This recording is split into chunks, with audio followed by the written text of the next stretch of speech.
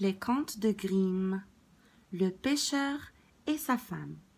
Il était une fois un pêcheur et sa femme qui vivaient dans une déplorable hutte au bord de la mer. Le pêcheur se nommait Pierre. Il allait tous les jours mettre son hameçon et passait beaucoup de temps avant de pouvoir apporter du poisson. Un jour, qu'il était sur la plage, il vit son hameçon disparaître tout au fond. Il tira alors assez fort pour récupérer sa ligne. Au bout se présenta un beau cabillaud. « Je t'en prie, lui dit l'animal, laisse-moi en vie.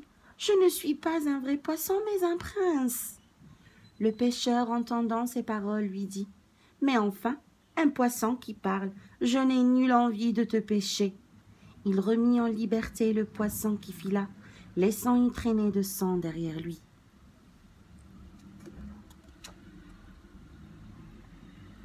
En rentrant chez lui, le pêcheur raconta cette aventure à sa femme. Son épouse lui fit remarquer qu'il aurait pu lui demander quelque chose en échange. « Qu'aurais-je demandé ?» fit le pêcheur. « Tu ne crois pas que c'est assez dur de vivre dans un tel taudis ?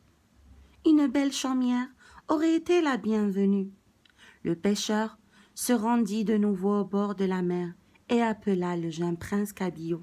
« Poisson, ma femme Isabelle souhaite qu'en échange de la liberté que je t'ai rendue, tu accomplisses un souhait. » « Quel est-il ? » ?»« Elle en a assez de vivre dans la saleté de notre hutte et aurait aimé avoir une belle chaumière. »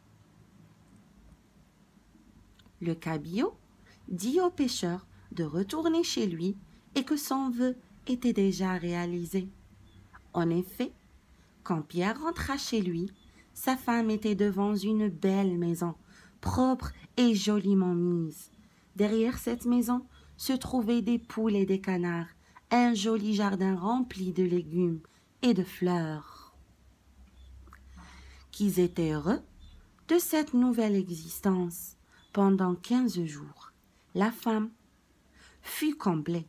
Pourtant, elle alla un jour trouver son mari et lui dit « Pierre, cette chaumière est devenue trop petite, et ce jardin aussi. Je ne serai heureuse que dans un véritable château en pierre de taille. »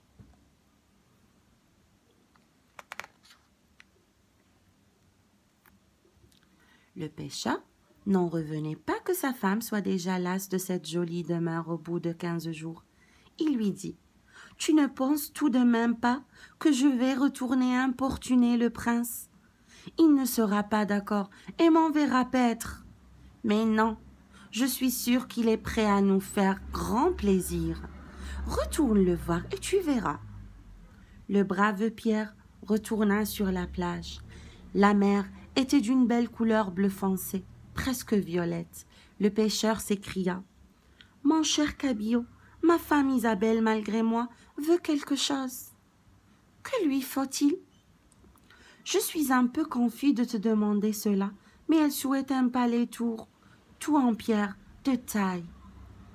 Retourne chez toi et tu verras son vœu accompli. » Pierre rentra chez lui et vit maintenant sa femme devant la cour d'un magnifique palais. Elle était fort heureuse et dit « Regarde un peu ce que le cabillard fait. » L'entrée était faite de marbre. Des domestiques les attendaient. Les appartements étaient remplis de meubles dorés. Derrière le château se trouvait un très grand jardin dans lequel poussaient des fleurs des plus rares. Ensuite, s'étalait un immense parc où cerfs, daims et de nombreuses autres espèces profitaient d'une entière liberté. D'immenses écuries accueillaient les plus beaux chevaux et une belle étable, une quantité importante de bovins.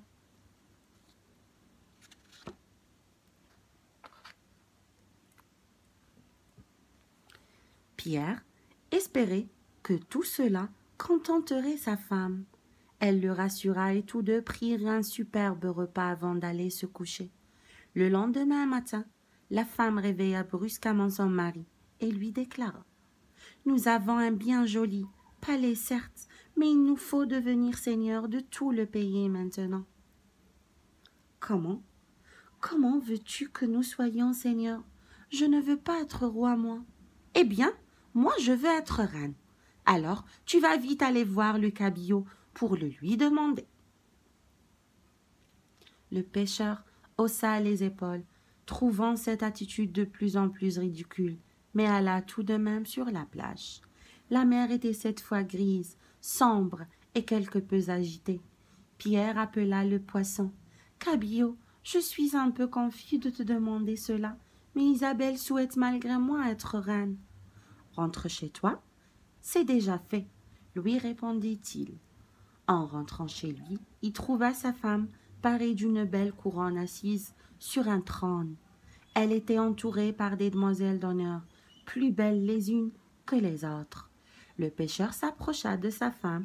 Il espérait bien que son vœu serait comblé. Sa femme acquiesça, mais dit de tout d'un coup. « Oui, certes, mais je viens de songer que cela serait beaucoup mieux si je devenais impératrice, ou plutôt empereur. »« Mais tu as perdu la tête, » lui répondit son mari. « Non, je ne souhaite pas aller demander une chose pareille à ce bon prince. Comment oses-tu t'opposer à la reine? Tu te dois de m'obéir. » Aussi, Pierre alla de nouveau trouver le poisson et lui fit la demande surprenante de sa femme. Le cabillaud lui dit que la chose était faite et qu'il pouvait rentrer chez lui. Ainsi, il trouva sa femme entourée d'une cour composée de princes et apparemment tout à fait à son aise.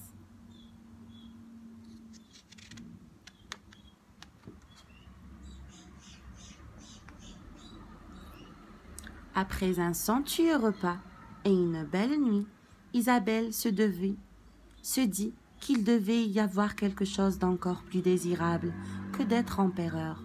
Le matin, elle décida qu'elle soit aussi puissante que Dieu. Elle réveilla son mari et lui ordonna d'aller au prix du cabillaud, afin qu'elle puisse avoir toute puissance sur l'univers. Pierre avait très peur que le poisson ne se fâche. À la fin, la mer était très démontée par des vagues hautes qui faisaient un bruit de tonnerre. Pierre interpella une dernière fois le prince. « Cabillaud, je suis un peu confus de te demander cela, mais Isabelle veut malgré moi être aussi puissante que le bon Dieu. » Et alors le cabillaud lui répondit. « Rentre chez toi, tu la trouveras comme au début, dans votre misérable cabane. » Isabelle était maintenant sur un vieil escabeau devant son ancienne hutte, tandis que Pierre retournait à ses filets. Si vous avez aimé cette histoire, n'oubliez pas à vous abonner à ma chaîne.